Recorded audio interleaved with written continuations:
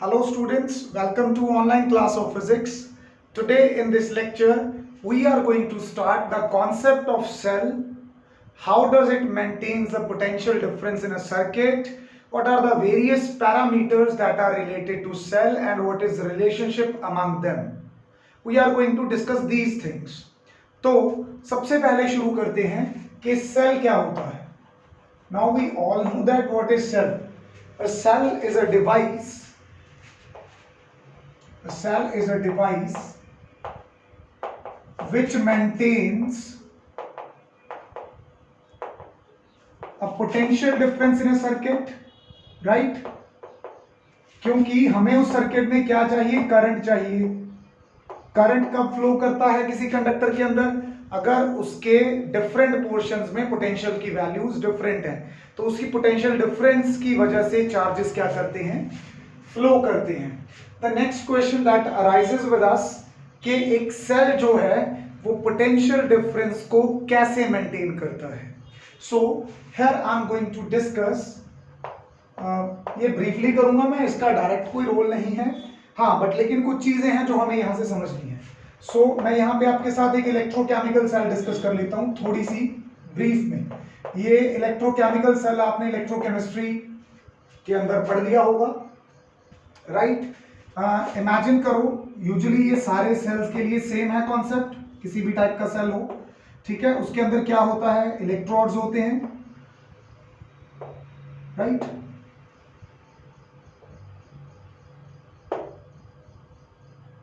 तो इन इलेक्ट्रोड्स के साथ हम अपना एक्सटर्नल सर्किट जो है उसको कनेक्ट करते हैं.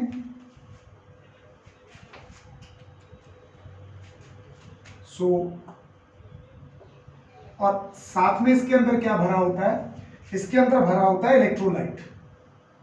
क्या प्रेजेंट होता है? इलेक्ट्रोलाइट, सम लिक्विड, और it may be in a paste form just like dry cell. So what happens in a electrochemical cell? यहां पे क्या प्रेजेंट है? इलेक्ट्रोलाइट.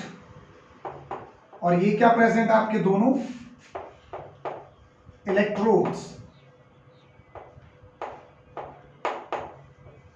Pay attention. इन इलेक्ट्रोड्स के साथ हम क्या करते हैं? एक्सटर्नल सर्किट कनेक्ट करते हैं. एक्सटर्नल सर्किट में आपकी वायर्स लगी होती हैं, स्विच हो सकता है, मैं यहां नहीं ड्रॉ करूंगा, और यहां पे कोई डिवाइस होगा, उस डिवाइस का कोई ना कोई क्या होगा? रेजिस्टेंस होगा. So let me connect it like this. तो just let me change the chalk. हाँ जी, यहां पे क्या आ जाएगा? कोई ना कोई उस डिवाइस का क्या प्रेजेंट होगा? रेजिस्टेंस होगा. चलो, अब क्या होने वाला है? इसके अंदर कुछ केमिकल रिएक्शंस होती हैं,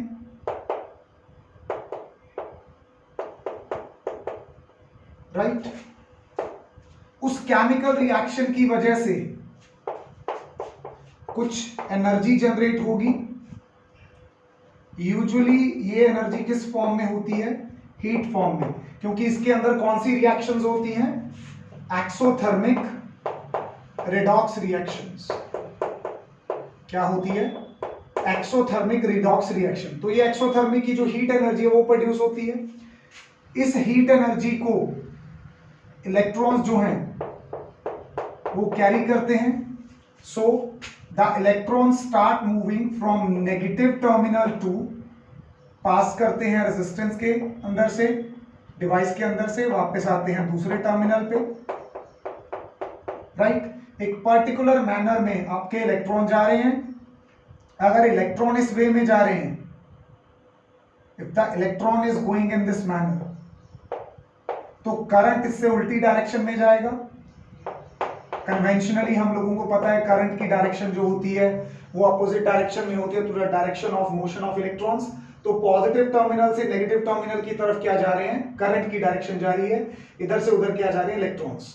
व्हाट डू यू थिंक? ये इलेक्ट्रॉन जब घूम फिर के यहां पे आ गया, me clean the space so that we can understand the concept. जब यहां पे आ गया electron, what will happen to it? क्या एक्सपेक्ट करते हो आप? ये जो इलेक्ट्रॉन है हमें पता है कि इसके ऊपर नेगेटिव चार्ज है, तो किसी नेगेटिव चीज को कौन पसंद आता है? कोई पॉजिटिव। तो लेकिन यहां पे काम उल्टा होगा, ये इलेक्ट्रॉन ये वाली हीट एनर्जी लेके उल्टा काम करेगा, यानी कि against the electric field move करेगा, पॉजिटिव से नेगेटिव की तरफ। इसको पॉजिटिव से नेगेटिव की तरफ लाने के लिए कौन मोटिवेट कर रहा है? कोई एनर्जी मोटिवेट कर रही है जिसका सोर्स कोई केमिकल रिएक्शन है, इलेक्ट्रिक फील्ड नहीं है। तो आपकी किताबों में ये बात नहीं बताई होगी, वहां पे सिंपली इसको पता है क्या लिख रखा है? The electron moves from this terminal to this terminal with the help of a force which is non-electrostatic origin। तो ये नॉन इलेक्ट्रोस्टैटिक फोर्स जो है, नॉन इलेक्ट्रोस्टैटिक ओरिजिन जो है, ये नॉन इलेक्ट्रोस्टैटिक वे से पैदा हो रही फोर्स या एनर्जी जो है, ये एक्चुअली कौन सी है? ये हीट एनर्जी है। तो इसको कैरी करके ये वाली जो फोर्स है या ये जो एनर्जी है, इसको लेके इलेक्ट्रॉन यहां पे आता है, फिर से एक्सटर्नल सर्किट में फ्लो करता है, एनर्जी बर्बाद करता है यहां पे, फिर यहां पे आ जाता है, फिर ये वाली हीट एनर्जी इसको मिलती है और अगेंस्ट द फील्ड या इन अपोजिट मैनर मूव करता है इस टर्मिनल से इस टर्मिनल पे, फिर लेके जाता है, फिर एनर्जी बर्बाद करके फिर वापस आता है। तो बेसिकली यहां पे चार्ज पार्टिकल इलेक्ट्रॉन कर क्या रहा है? इसके पास एक बैग है, इलेक्ट्रोलाइट के पास आता है, एनर्जी लेके जाता है, चक्कर काट के एनर्जी बर्बाद करके वापस आ जाता है। ठीक है, तो इस तरह से ये सर्किट कंप्लीटली चलता रहता है। अगर आप कहो कि इलेक्ट्रॉन यहां पे आके रुक गया, यहां से फिर चल पड़ा, यहां रुक गया, तो सर्किट तो कंप्लीट हुआ ही नहीं। This must form a closed loop, A complete circuit होना चाहिए। तो टर्मिनल पे आके रुकेगा नहीं, टर्मिनल से एनर्जी लेके यहां इलेक्ट्रोलाइट से आगे वापस उसी टर्मिनल पे आ जाएगा। This is how the circuit gets completed. इसका मतलब इलेक्ट्रॉन जो है वो एक्सटर्नल सर्किट में भी जाता है और इंटरनली भी मूव करता है।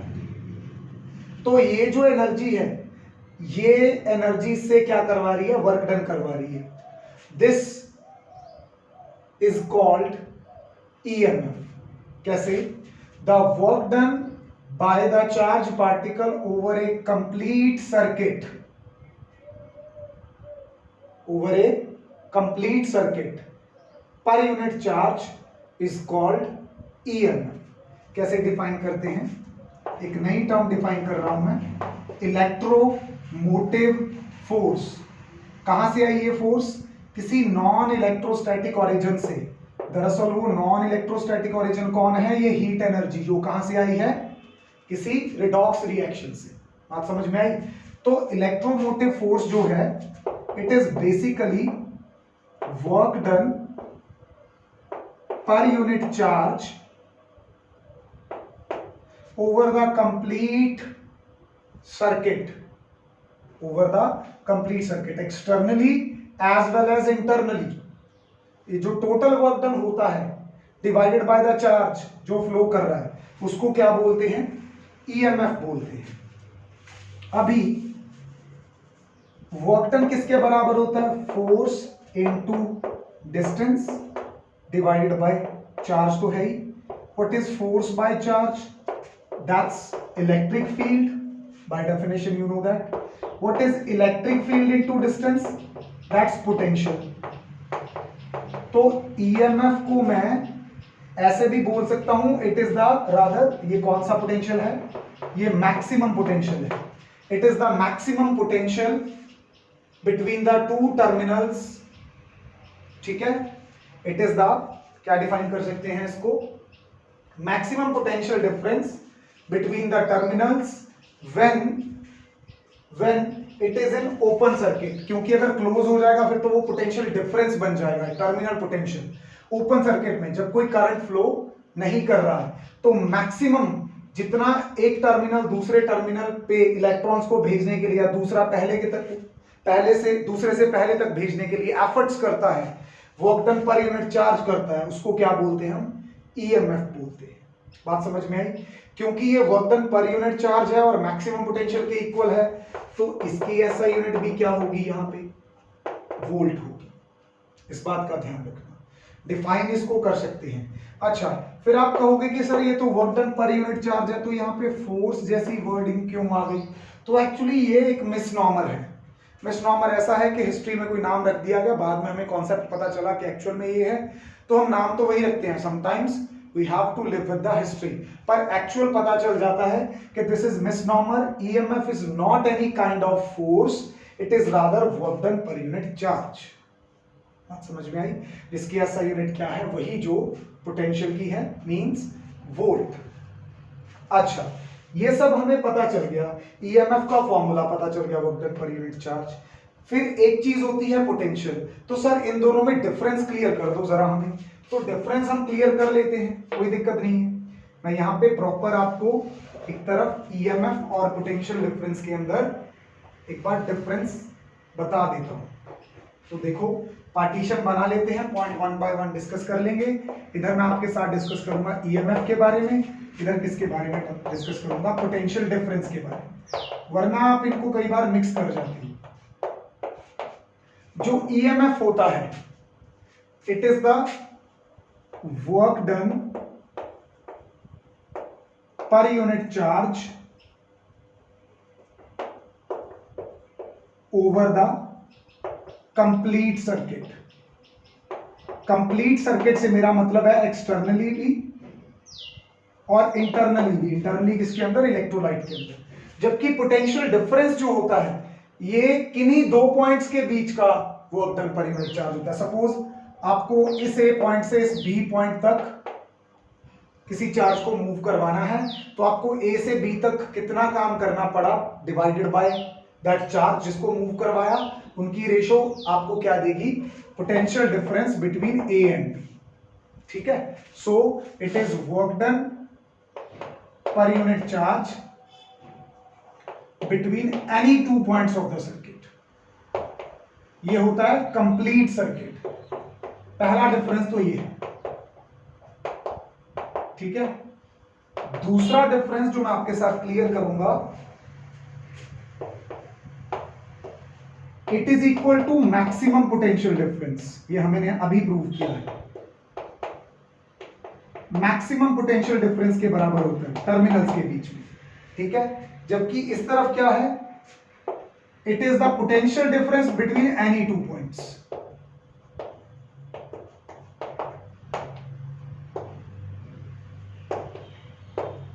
इस सर्किट के किन्हीं दो पॉइंट्स के बीच का पोटेंशियल डिफरेंस हो सकता है। तीसरा, ईएमएफ जो है वो इफेक्ट है और जो पोटेंशियल डिफरेंस है वो कॉज है। क्यों? ईएमएफ की वजह से पोटेंशियल डिफरेंस जनरेट होता है। So the electromotive force causes the potential difference. तो ईएमएफ खुद इफेक्ट हो गया, और ये किसको कॉज कर रहा है, किसको पैदा कर रहा है? पोटेंशियल डिफरेंस को। Next point that I want to discuss with you is कि जो ईएमएफ होता है, इसका ओरिजिन नॉन इलेक्ट्रोस्टैटिक है, ठीक है। यहां से यहां जा रहा था ये वाली एनर्जी लेके, उसके बाद एक इलेक्ट्रिक फील्ड सेटअप हो गया, जो चार्ज पार्टिकल हैं opposite to the electric field move करते हैं।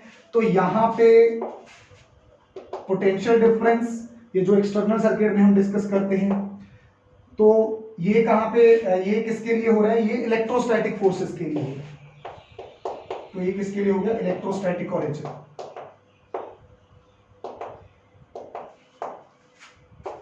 राइट। नेक्स्ट, यहां पे क्या होता है कि इसको डिस्कस करते हैं जब सर्किट क्या हो? ओपन। क्यों? यहां पे कुछ कनेक्टेड नहीं है, चार्ज पार्टिकल को यहां से यहां आना है, एनर्जी लेके आना है। कौन सी एनर्जी? ये वाली रिडॉक्स रिएक्शन वाली एनर्जी। तो यहीं पे डिस्कस होता है, बाहर कुछ है चाहे कुछ नहीं है। जबकि पोटेंशियल डिफरेंस कब डिस्कस होगा? जब एक्सटर्नल सर्किट है।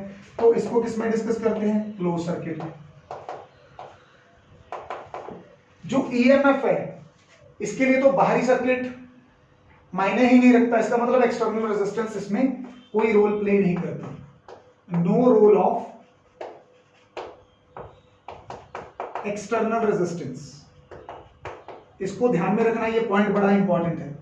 ईएमएफ होता है work done per unit charge from this terminal to this terminal. तो इसके लिए तो सर्किट चाहे ओपन भी हो तब भी चलेगा, इसके लिए तो चाहे सर्किट ओपन हो तब भी चलेगा। तो इसके लिए बाहरी सर्किट की या बाहरी रेजिस्टर की कोई यहाँ पे जो इंपॉर्टेंस है वो नहीं है। इसके केस में जो पोटेंशियल डिफरेंस है वो तो हमें पता ही है, V equal to I R होगा, तो जितनी आर की वैल्यू होगी उस हिसाब से पोटेंशियल ड्रॉप होगा। तो depends on external resistor RXT। तो ये सारे जो हैं डिफरेंस हैं EMF और पोटेंशियल डिफरेंस के अंदर। इसका आप ध्यान रखोगे।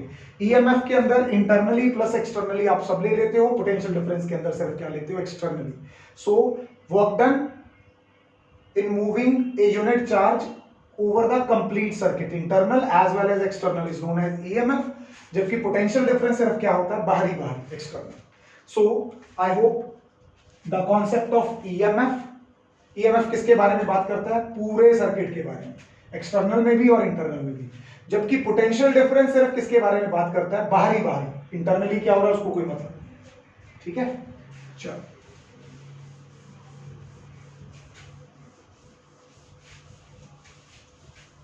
इसके बाद अगली टर्म सेल के बारे में जो हमें डिस्कस करनी है वो ये है कि जब हमने यहां पे इलेक्ट्रोलाइट बनाया था तो आपने एक बात सीखी कि जो इलेक्ट्रोलाइट है वो काम कैसे करता है। जब किसी सॉल्यूशन के अंदर उसको जब कोई सॉल्यूशन प्रिपेयर करते हैं इलेक्ट्रोलाइट का, तो आयोनाइजेशन होती है। अब आयन्स पॉजिटिव भी और नेगेटिव भी। अगर पॉजिटिव आयन लेफ्ट से राइट जा रहे हैं तो नेगेटिव आयन राइट से क्या आएंगे, लेफ्ट आएंगे, दोनों अपोजिटली मूव करेंगे। ठीक है, अगर वो अपोजिटली मूव करेंगे तो एक के रास्ते में दूसरा आएगा, दूसरे के रास्ते में पहला आएगा। इसका मतलब वो एक दूसरे को क्या ऑफर करने वाले हैं, रेजिस्टेंस ऑफर करने वाले हैं। So the resistance offered by the electrolyte of the cell to the flow of the charge carriers through the electrolyte is known as internal resistance. क्या बोलते हैं उसको, इंटरनल रेजिस्टेंस। अगला पैरामीटर मैं आपसे क्या डिस्कस कर रहा हूं, इंटरनल रेजिस्टेंस। ये क्या होता है, resistance offered by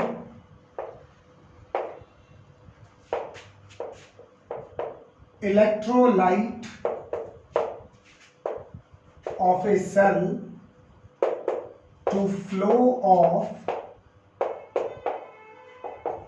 charge carriers के through it।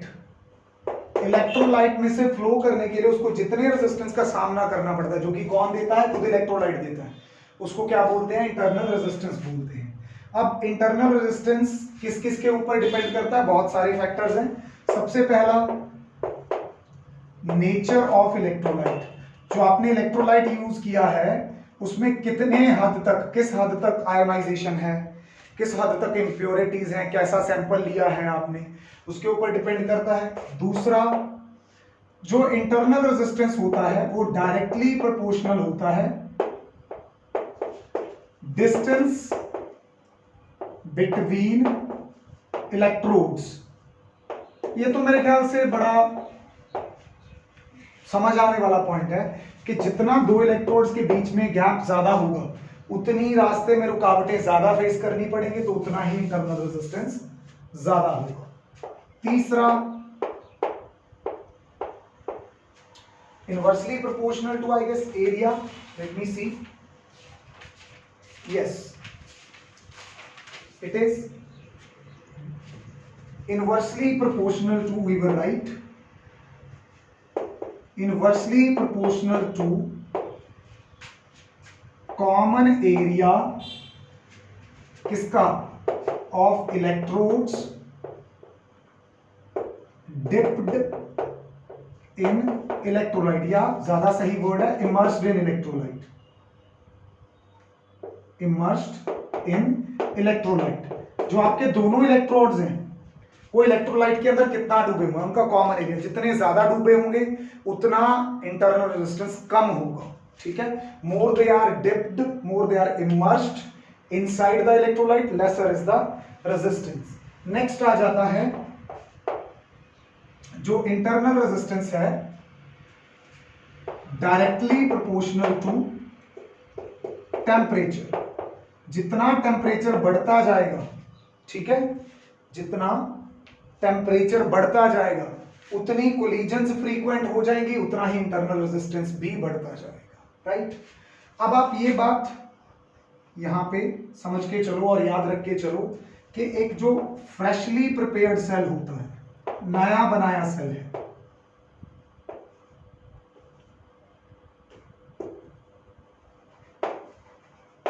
उसका इंटरनल रेजिस्टेंस एक पुराने सेल के कंपैरिजन में हमेशा कम होता है।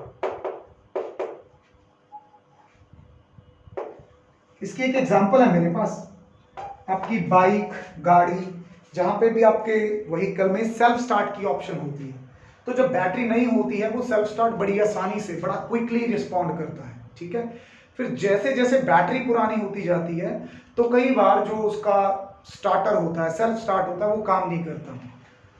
कभी आपने सोचा ऐसा क्यों होता है? क्योंकि एक तरफ तो आप कहते हो कि जो सेल या बैटरी है वो तो लगातार आपको एक जितना इलेक्ट्रिसिटी प्रोवाइड करते हैं, तो टाइम के साथ क्या होगा, टाइम के साथ एक्चुअली उसका इंटरनल रेजिस्टेंस बढ़ गया, जिसकी वजह से आपका आउटपुट करंट कम हो गया, पोटेंशियल क्या रहा, सेम रहा।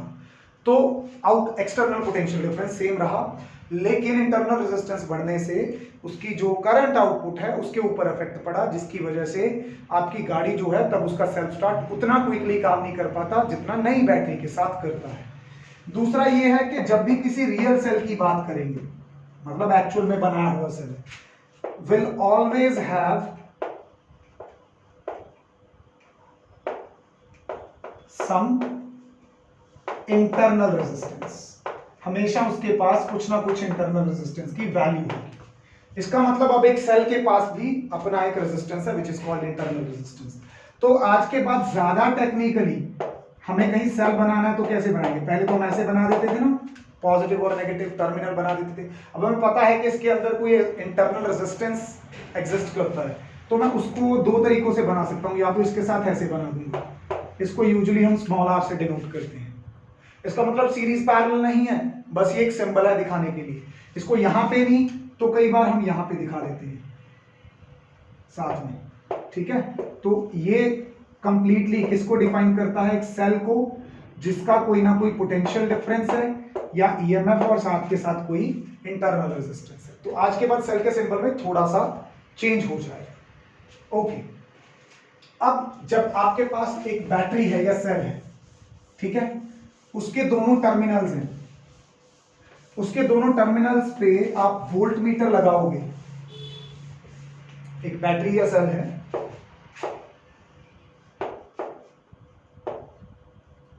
उसके पॉजिटिव और नेगेटिव, इसके ऊपर लिखा है 3 वोल्ट, आप इसके साथ लगाओगे एक volt meter. What do you expect? क्योंकि आपको भी पता चल चुका है कि इंटरनल रेजिस्टेंस नाम की कोई चीज होती है, तो क्या ये वोल्ट मीटर आपका 3 वोल्ट की ही रीडिंग देगा? नॉट एट ऑल, ये आपका हमेशा लेस देन क्या देगा? 3 वोल्ट रीडिंग देगा।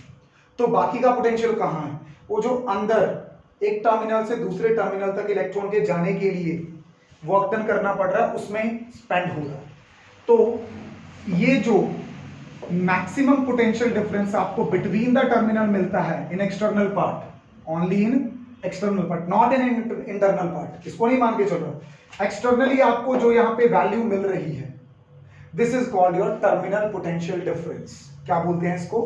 टर्मिनल पोटेंशियल डिफरेंस, जो आपको रीडिंग यहां 3 से कम मिल रही है, ये इसका क्या है? ईएमएफ है। So the maximum potential difference between the two terminals of a battery or cell in the external resistance is known as terminal potential difference। 3 चीजें डिस्कस कर ली, EMF, टर्मिनल पोटेंशियल डिफरेंस और इंटरनल रेजिस्टेंस। इनके बीच में आपस में कोई संबंध है, कोई रिलेशन है। So we are going to develop a relation between EMF, internal resistance, और उसके बाद क्या है? इंटरनल रेजिस्टेंस, और उसके बाद क्या है? Terminal potential difference. ठीक है, इस बात को ध्यान से समझना, राइट? चलो, now we will draw a circuit जिसमें कोई एक्सटर्नल रेजिस्टर लगा हुआ है R, इसके साथ हमने कोई सेल कनेक्ट किया, राइट। इस सेल का ईएमएफ कितना है E, इंटरनल रेजिस्टेंस कितना है R। जब इसको किसी एक्सटर्नल रेजिस्टर के साथ लगाया जाता है तो उसके अंदर से करंट फ्लो होता है, उस करंट की वजह से उस रेजिस्टर के अक्रॉस एक पोटेंशियल ड्रॉप होता है which is V। By Ohm's law this V is equal to I into capital R। बात समझ गए मेरी? आसान है ना, यहां तक तो कुछ नया नहीं किया है। अभी how do you define EMF? EMF is equal to work done per unit charge over the complete circuit। यहां पे EMF को दो तरह के काम करने पड़ रहे हैं। एक तो सेल को जो चार्ज पार्टिकल्स है उनको एक्सटर्नल रेजिस्टेंस के पास जाना पड़ रहा है, वहां से निकलते वक्त वर्क डन, मतलब इसके अक्रॉस जाने के लिए वर्क डन हो रहा है। दूसरा इंटरनल रेजिस्टेंस का सामना करने के लिए वर्क डन हो रहा है। तो इस वर्क डन, क्योंकि वर्क डन एक स्केलर क्वांटिटी है, अलजेब्रिकली ऐड किया जा सकता है, तो मैं इसको लिख सकता हूं work done externally plus work done internally. What is external work done? That is given by IR। क्यों? पोटेंशियल क्या होता है?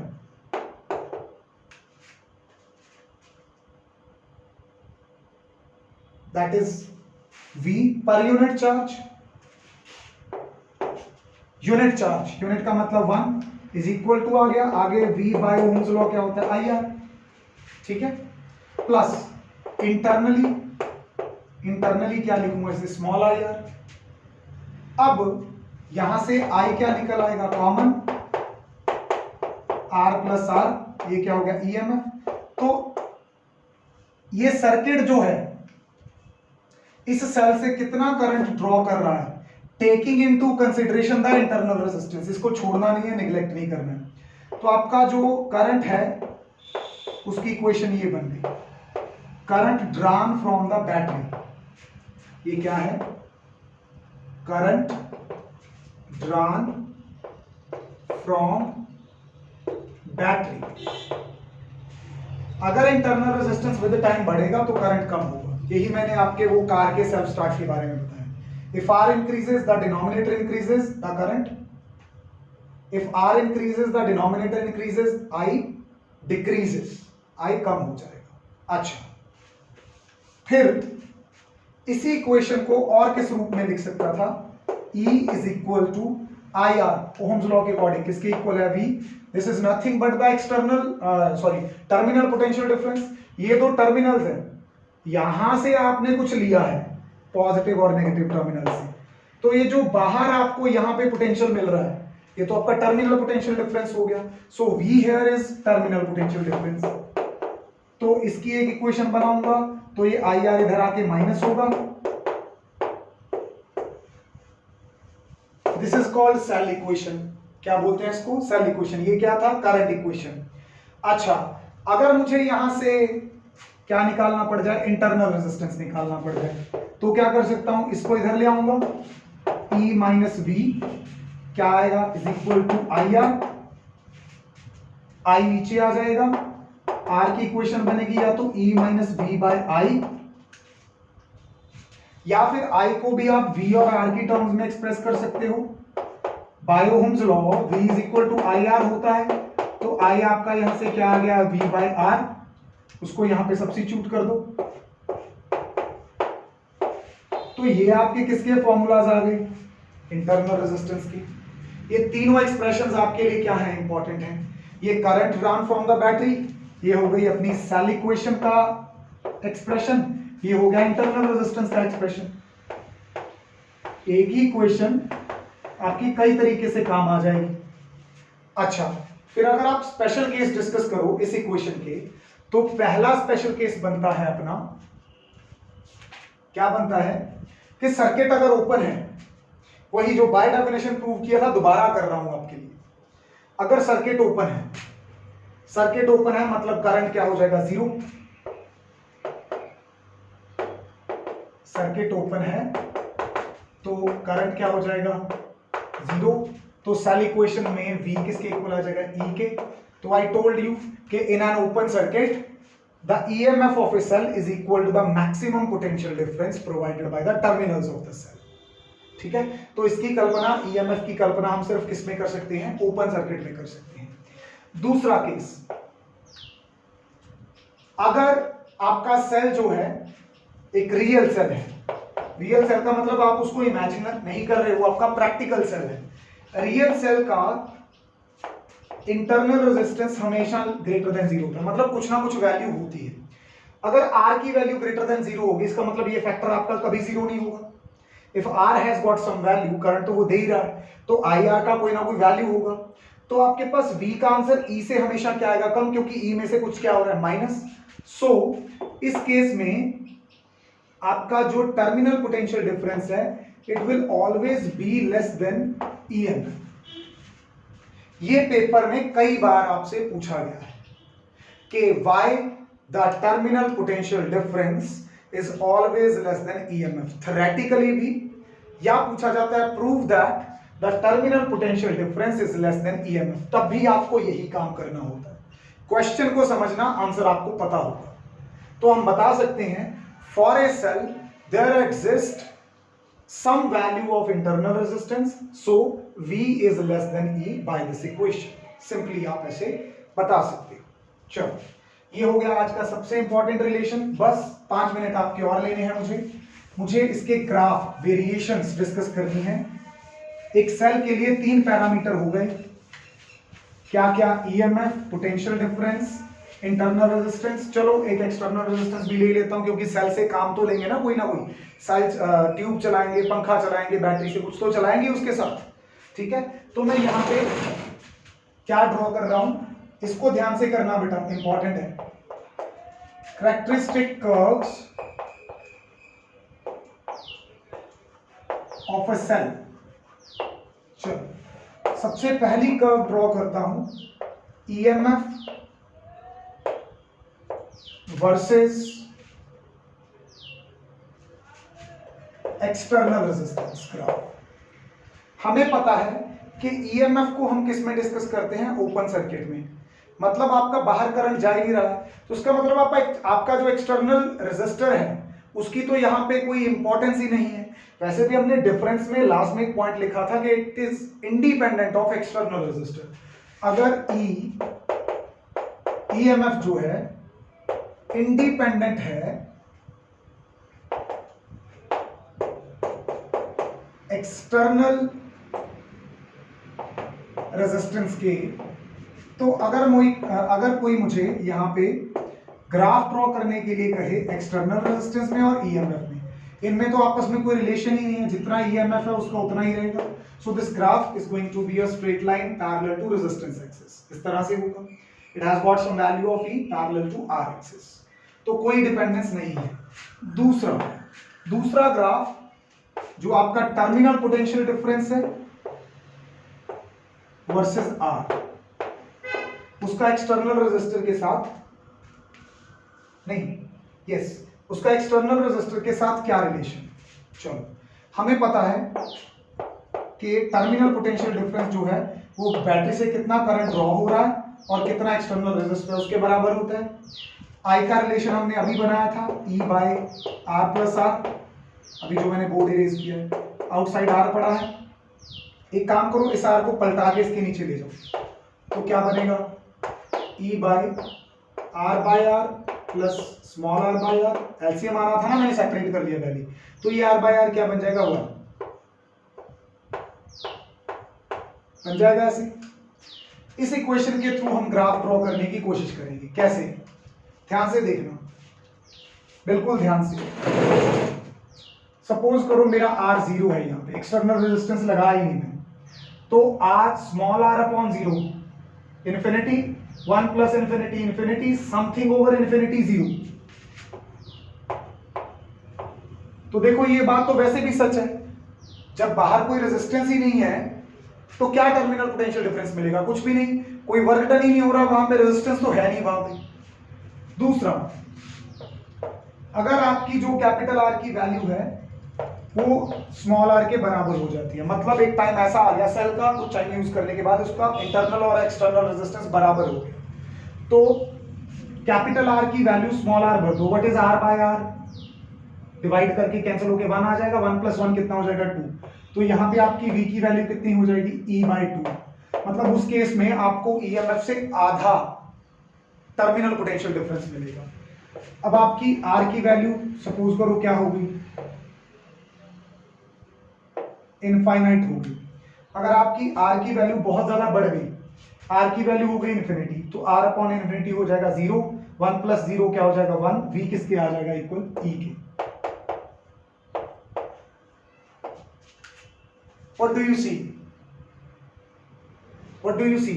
आपका टर्मिनल पोटेंशियल डिफरेंस EMF के बराबर हो जाता है अगर बाहर रेजिस्टेंस क्या है, इन्फिनिटी। बाहर रेजिस्टेंस इन्फिनिटी कब होगा? जब वो ओपन सर्किट है। क्यों? एयर है, it express, it gives maximum resistance, open circuit. तो ये 3 बार बात आ चुकी है कि किसी ओपन सर्किट के लिए या बहुत बहुत बहुत ज्यादा रेजिस्टेंस के लिए आपका जो EMF है और मैक्सिमम पोटेंशियल डिफरेंस है, that is terminal potential difference है, वो इक्वल रहेंगे। तो इस केस में अगर आप ग्राफ ड्रॉ करोगे किस किस के बीच में, ध्यान से करना है इसे ड्रॉ, ये इंपॉर्टेंट है, R के बीच में और V के बीच में। जब R की वैल्यू 0 है तो V की भी वैल्यू 0 है, इसका मतलब ग्राफ कहां से शुरू होगा, ओरिजिन से। उसके बाद एक स्टेज ऐसी आई जब आपके R की वैल्यू स्मॉल r के बराबर थी, तब उस केस में अगर आपको मैक्सिमम EMF इस पॉइंट पे मिल रहा था तो अभी आपको उससे क्या मिलेगा, आधा मिलेगा, तो यानी कि ये पॉइंट यहां पे आ गया। उसके बाद जैसे जैसे आपका R बढ़ता गया, V एक स्टेज पे जाके क्या हो गया, कांस्टेंट हो गया, किसके बराबर, E के बराबर। So if you draw this curve is going to be like this, और इस स्टेज पे जाके जब आपका इंटरनल और एक्सटर्नल रेजिस्टेंस बराबर थे तब आपके V की वैल्यू E/2 थी। जब आपका R बहुत ज्यादा बढ़ गया तो जो V की वैल्यू है वो E के बराबर होगी। So this is the graph between terminal potential difference and resistance. Last और तीसरा ग्राफ है विच इज हाईली इंपॉर्टेंट, क्योंकि यहां से एक न्यूमेरिकल कई बार बोर्ड में आया है, ध्यान रखना इस बात का। जब असाइनमेंट करेंगे तो मैं साथ में करवाऊंगा। ये है V versus I graph. Terminal potential difference और करंट के बीच में क्या ग्राफ बनेगा। देखो हमारे पास एक सेल की इक्वेशन है, V = E - IR, ये है क्या नहीं? क्या मैं इसको थोड़ा सा एडजस्ट करके ऐसे लिख सकता हूं? तो मुझे V और I का ग्राफ बनाना है, इसको V थोड़ा सा R × I लिखूं, तो एक तरफ मुझे V लेना है ग्राफ के, एक तरफ I लेना है। ये आपको ऐसा नहीं लग रहा है, एक लीनियर इक्वेशन हो गई, y = mx + c1, और क्योंकि इसके आगे नेगेटिव है, मतलब स्लोप जो है आपकी दैट इज m, वो नेगेटिव है, तो आपका ग्राफ जो है वो स्लोपिंग डाउनवर्ड आ जाएगा इस तरह से। ये स्लोप है आपकी, किसके बराबर है, -r के बराबर है। ये आपका कौन सा एक्सिस था, ये करंट एक्सिस था, ये टर्मिनल पोटेंशियल डिफरेंस एक्सिस है। 2 पॉइंट इसके डिस्कस करने बहुत इंपॉर्टेंट है, पॉइंट A और पॉइंट B। ये आपका y एक्सिस है, ये आपका x एक्सिस है। तो दरअसल इसको मैं ऊपर कर दूं आपके लिए, चलो लास्ट है बस, हो गया। I know today's lecture has gone bit lengthy but important था, एक ही बार में करने वाला था। तो एट पॉइंट A डिस्कस करें ग्राफ को। अगर एट पॉइंट A देखूं तो यहां पे I की वैल्यू क्या है, 0, मतलब कोई करंट नहीं लिया जा रहा बैटरी से। तो उस केस में आपका इक्वेशन से अगर I 0 कर दे तो V किसके इक्वल आ गया, E के। इक्वेशन से, ग्राफ से कैसे आया, ये वाला इंटरसेप्ट ऑन वाई एक्सिस। आज के बाद आपको कोई V वर्सेस I ग्राफ दिया होगा किसी सेल का, उसमें आप ये देख लेना कि आपके वाई एक्सिस पे कितनी वैल्यू है, कितना आंसर है, ये वही आपका किसके बराबर होगा, EMF के बराबर होगा। ठीक है। दूसरा, अगर मैं यहां पे डिस्कस करूं बी पॉइंट पे आप ध्यान से देखो, आपका V 0 है। अगर मैं V की वैल्यू 0 भर दूं तो E is equal to I R आ जाएगा। तो यहां से आपका इंटरनल रेजिस्टेंस क्या आ जाएगा, E बाई आई, यानी कि एक तरह से V बाय आई आ गया। तो reading of Y axis upon reading of X axis क्या देती है आपको, देखो V और E तो बराबर हो सकते हैं ना अंडर सर्टेन कंडीशंस, ये वाली। ठीक है। तो इस केस में जो E अपॉन आई है या पोटेंशियल अपॉन करंट है, यानी कि reading of Y axis upon reading of X axis है, तो ये दरअसल क्या होती है आपकी स्लोप। क्या होती है ये आपकी स्लोप। अगर आपको ग्राफ की स्लोप पता है तो आप इंटरनल रेजिस्टेंस दे सकते हो। So these 2 points are important. अगर इंटरनल रेजिस्टेंस मैक्सिमम करंट बताना है तो सीधा ये बी पॉइंट की लोकेशन बता दो, ईएमएफ बताना है तो ए पॉइंट की लोकेशन बता दो, रेजिस्टेंस बताना है इंटरनल रेजिस्टेंस, तो दोनों को क्या कर दो, डिवाइड कर दो। ठीक है। This is all for today's lecture. Hope you have understood the things.